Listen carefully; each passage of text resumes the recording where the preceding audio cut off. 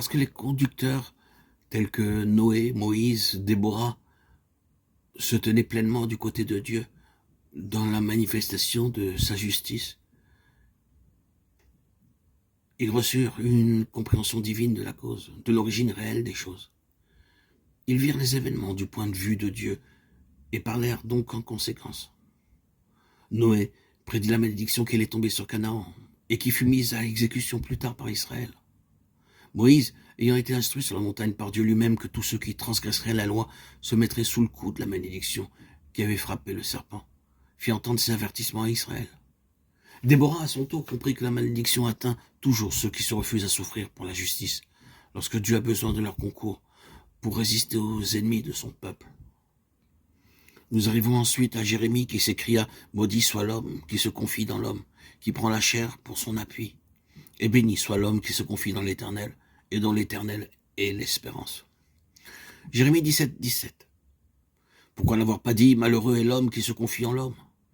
Sans doute parce qu'il était inévitable que la loi ne porte à son fruit la malédiction qui doit tomber sur tous ceux qui se confient en l'homme plutôt qu'en Dieu. Par contre, la bénédiction divine avec toutes les richesses de la vie éternelle repose sur ceux dont l'Éternel est la confiance.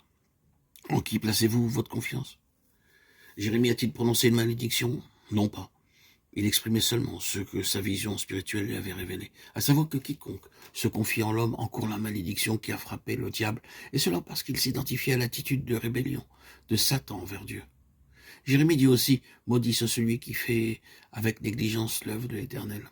Et Jérémie 48, 10, c'est-à-dire lâchement, nonchalamment, avec insouciance.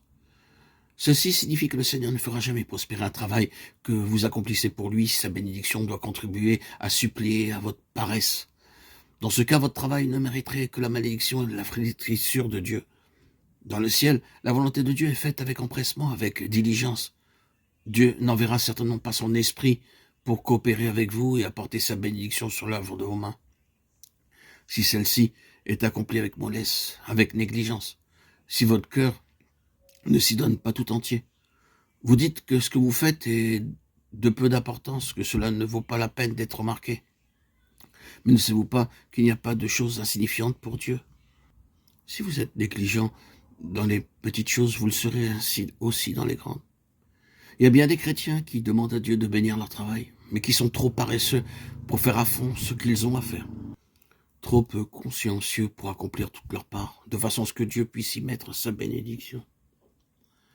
Dieu n'a jamais fait de miracle pour éviter à ses enfants de prendre de la peine et de travailler de toute leur force.